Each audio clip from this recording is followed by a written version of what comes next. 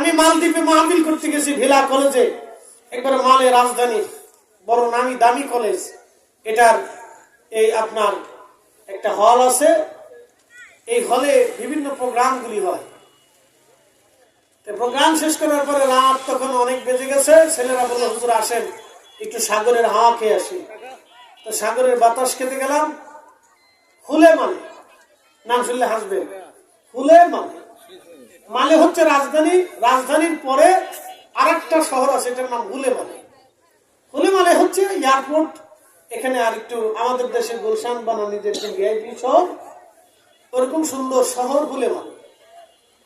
এই হুলে মালে যাওয়ার মাঝখানে একটা ব্রিজ আছে সাগরের উপরে, সাগরের নির্মল বাতাস প্রবাহিত হয়, কত সুন্দর। এই বাতাস খেতে যাওয়ার সময় দেখি মেয়েরা রাস্তা দিয়ে হেঁটে হেঁটে যাচ্ছে। রাত 12টা-1টা বাজে, রাজধানীর এই শহরে সাগরের পাড়ে মেয়েরা হাঁটতেছে। ওদেরকে ধরে না, হাইজ্যাক হয় না? হুজুর এটা কি বাংলাদেশ? এদেশের পৃথিবীর সব থেকে বেশি নিরাপত্তা এদেশের মানুষকে দেওয়া হয়।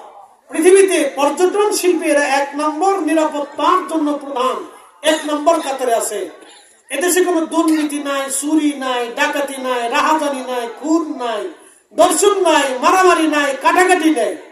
কেউ কারো ব্যবসা নিয়ে, জমি নিয়ে পারাপারি ঝগড়া ফসাদ কিচ্ছু করে না।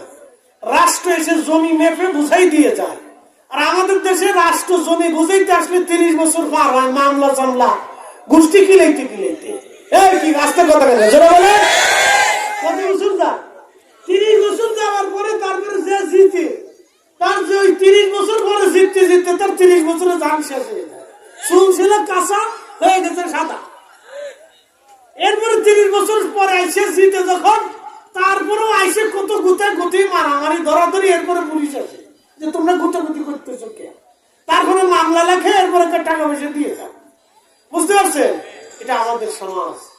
ও দেশে মারামারি ধরাধরি কিচ্ছু নেই, একবারে ফ্রেশ। গরিব যে আছে তার প্রত্যেক মাসের অ্যাকাউন্টে টাকা চলে আসে।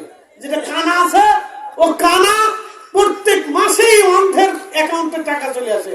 আর আমাদের দেশের কানারা ভিক্ষে করতে করতে জান শেষ হয়ে যায়। ঠিক আস্তে করবে বলে ও দেশের কোন শিশু বাচ্চা কাজ করে না। শিশু বাচ্চাদেরকে এতিম হয়ে গেলে সরকার নিয়ে এতিমালয় নিয়ে তাদেরকে খাওয়া দাওয়া, লেখা পড়া, চিকিৎসা সব ফ্রি। আর আমাদের দেশের বাচ্চারা এতিম হয়ে গেলে ও চাচা ভাতিজারা লাথি মারে, গ্রামের মানুষও পছন্দ করে না, সমাজও তারা পছন্দ করে না। ও মনে হয় যে দেশের মানুষই না। কি রাস্তার কথা বলে তারপরে যাও দাঁড়ে দাঁড়িয়ে ভিক্ষা করে, মানুষের বাড়ি কাজ করে, এই দোকানে দোকানে কাজ করে, সারা রাত ধরে দিন করে কাজ করার পরে কেউ আবার হোটেলে কাজ করলে বিনা বেতনে খালি পেটে ভাতে কাজ করে। কি কথা কথা ধরে বলে একটা শিশু পেটে ভাতে কাজ করে, সারাদিন পরিশ্রম করে, ওরা 3 বেলা শুধু খাবার দেয়। এর চাইতে জুলুম দুনিয়াতে আর কিছু আছে? এর চাইতে জালেম দুনিয়াতে কিছু আছে? ওই শিশুর সাথে জালেম জুলুম করা হচ্ছে। এরকম 5 লক্ষ শিশু বাংলাদেশে আছে। 5 লাখ। কত লক্ষ? 5 লক্ষ শিশু এরকম আছে। এদের দায়িত্ব নেওয়ার কথা ছিল রাষ্ট্রের। শিশুর মা ফিরিয়ে দেওয়ার কথা ছিল রাষ্ট্রের। রাষ্ট্র যদি ফিরাইতে না পারে তাহলে রাষ্ট্র মা হবে। বাবা দেওয়ার কথা ছিল রাষ্ট্রের। রাষ্ট্র যদি বাবা দিতে না পারে তাহলে রাষ্ট্র নিজে বাবা হবে। ঘর দেওয়ার ছিল রাষ্ট্রের। ঘর যদি রাষ্ট্র না দিতে পারে তাহলে রাষ্ট্র নিজে ঘর হবে। খাবার দেওয়ার কথা ছিল রাষ্ট্রের। রাষ্ট্র যদি খাবার দিতে না পারে তাহলে ওই শিশুর খাবার রাষ্ট্র হওয়ার কথা ছিল, কিন্তু পারি নেই। আমরাও দিতে পারি। এই জন্য মাঝে মধ্যে কি আসতে পারবে বলে ভূমিকম্প কি করে লাড়া দেয়। খালি ভূমিকম্প আসবে না, আরো কিছু আসবে। আপনাদের কাছে একটা তথ্য দিয়ে যাই। 1757 একটা ভূমিকম্প হয়েছিল বাংলাদেশে, প্রলয়ঙ্করী ভূমিকম্প। তখন তো এত বিল্ডিং সিল্ডিং ছিল না, থাকলে মানুষ জানতো যে কত মানুষ হচ্ছে। তখন তো মাটির ঘর টর ছিল, কুড়ে ঘর ছিল, এই ঘরের ঘর ছিল। তখন এই ভূমিকম্প কি জিনিস মানুষ বুঝে নেই। কিন্তু সেই ভূমিকম্পে বর্তমান যে মেঘনা নদী, এই নদীটা দাউদকান্দির নিচ দিয়ে পাশ দিয়ে প্রবাহিত হচ্ছে।